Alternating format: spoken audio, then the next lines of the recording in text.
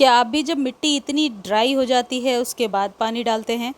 Monsoon के पहले तुलसी जी में कौन सी खाद डालते हैं आप लोग? किस तरीके से हरा भरा बना कर रखते हैं? आज के वीडियो में मैं आपको बताने वाली हूँ कि तुलसी के पौधे को किस तरीके से हरा भरा रखना है, जून की तपती गर्मी में सूखने से कैसे बचाना है और किस घरेलू फर्टिलाइज़र को देना है।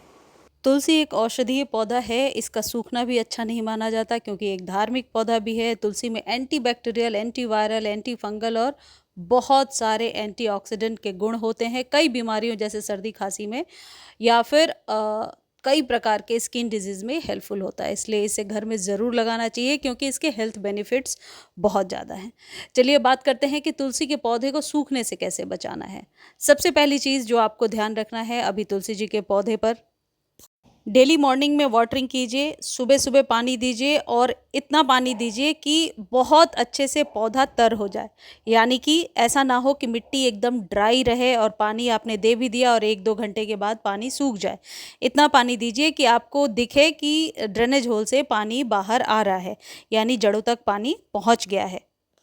दूसरी इम्पॉर्टेंट चीज़, मैनुअली पत्तों को बहुत अच्छे से देखिए, यदि काले कीड़े का अटैक है पत्तों को उलट पलट कर देखिए, यदि काले कीड़े वगैरह हैं या फिर किसी भी प्रकार के ब्लैक माइट्स का अटैक है तो मैनुअली कट करके हटा दीजिए क्योंकि गर्मियों में अक्सर ये वाली प्रॉब्लम होती है और बरसातों तक यदि ये प्रॉब्लम रहती है तो पौधा पहली बरसात में ही खराब हो जाता है। तीसरी सबसे इम्पॉर्टेंट चीज़ है सनलाइट, जिसके लिए बहुत ज़्यादा हम कंफ्यूज होते हैं कहाँ रखना है कहाँ नहीं।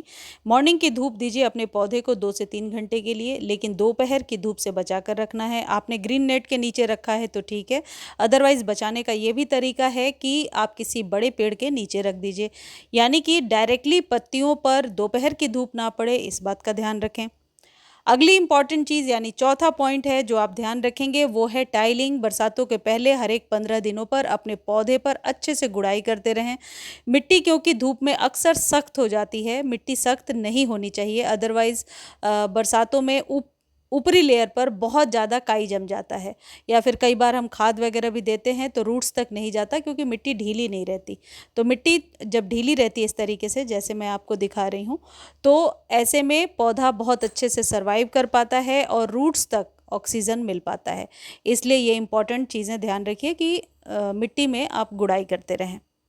पांचवी इम्पॉर्टेंट चीज़ है, यदि पहले से ब्लैक माइट्स या किसी भी तरीके के फंगस वगैरह का अटैक है तो उसको हटाने के बाद ही खाद दीजिए। ऐसा ना हो कि फंगस का अटैक है और ऊपर से आपने खाद दे दिया तो उसका कोई बहुत ज़्यादा फ़ायदा नहीं होता है, फंगस और ज़्यादा ही बढ़ने लगता है। अगली इम्पॉर्टेंट टिप है कि जब कभी खाद देना है उसके पहले की सॉइल ऐसी होनी चाहिए जैसे मेरे गमले की सॉइल आपको दिख रही है, यानी कि गीली मिट्टी में कभी भी खाद नहीं देना है। खाद हमेशा तब दीजिए जब मिट्टी अच्छे से गुड़ाई की हुई हो, पोरस हो और ये कहने का मतलब है कि ड्राई हो। अब बात कर लेते हैं कि खाद कौन-सी देनी है और खाद देना ज़रूरी है या नहीं। देखिए, जब तक आपके यहाँ बरसात नहीं हो रही है, आप हर 1 सप्ताह अपने पौधे को यानी तुलसी जी को खाद दीजिए। लेकिन यदि आपके यहाँ बारिश हो रही है, तो किसी भी तरीके के खाद को देने की ज़रूरत नहीं है। बस इस बात का ध्यान रखें कि मिट्टी में फंगस ना लगे, मिट्टी में वाटर लॉक्ड ना हो। अब ये जो चीज़ आप मेरे हाथ में देख रहे हैं, ये सालों भर तुलसी जी के पौधे में दिया जा सकता है। अभी गर्मियों में 7 डेज़ पर दीजिए, सर्दियों में 15 दिनों पर दीजिए, लेकिन बरसातों में जब सॉइल गीली रहेगी तो ये आपको नहीं देना है। और इसके बहुत सारे फ़ायदे हैं, इसमें नाइट्रोजन, फॉस्फोरस और पोटेशियम जैसे पोषक तत्व हैं जो आपके पौधे के लिए बहुत ही फ़ायदेमंद हैं और ये कई बार आपके पौधे पर काले कीड़े, ब्लैक माइट्स वगैरह के प्रकोप को रोकता है, यानी कि इम्यूनिटी का भी काम करता है। तो इस खाद को बनाने के लिए क्या करना है, आपको लेना है 1 चम्मच छाछ और 1 लीटर पानी में उसे घोल लेना है। छाछ नहीं है तो उस जगह पे दही का भी इस्तेमाल कर सकते हैं। और एक चीज़ मैं बार-बार ये दिखा रही हूँ कि आपके साथ भी ऐसा होना चाहिए कि मिट्टी इतनी प्यासी हो ताकि जब आप पानी डालते हैं तो तुरंत ही पानी को एब्ज़ॉर्ब कर ले, जैसा ये आपको दिख रहा है। ऐसा ना हो, कई लोग आप लोग जो फ़ोटो शेयर करते हैं, मैं देखती हूँ मिट्टी बहुत गीली रहती है और फिर आप कहते हैं कौन सी खाद देनी है। तो पहले मिट्टी का ड्राई होना ज़रूरी है, नहीं तो रूट्स में फंगस लग जाएगा और पौधा मरने लगेगा। तो मिट्टी जब ड्राई हो तभी आपको खाद देना है और गुड़ाई करने के बाद ही देना है। ये जो छाछ है ये बहुत आसानी से सभी के घरों में मिल जाता है और हमारे तुलसी के पौधे के लिए बहुत ही बढ़िया काम करता है। इसको आप चाहें तो बहुत अच्छे से छान कर स्प्रे भी कर सकते हैं, लेकिन उसके लिए 1 चम्मच यदि आप छाछ ले रहे हैं तो कम से कम 1 लीटर से ज़्यादा ही पानी मिलाइए ताकि एकदम पतली सी घोल हो जाए और फिर इसे स्प्रे कर दीजिए। इससे आप देखेंगे आपका पौधा बहुत ही ज़्यादा घना होता है। ये जो छाछ है ये आपके पौधे की जड़ को स्ट्रॉन्ग करने में मदद करता है। ये होममेड इंसेक्टिसाइड का भी काम करता है, इसलिए तुलसी जी के पौधे पर ये टेस्टेड है, रिज़ल्ट बहुत ही बढ़िया आता है।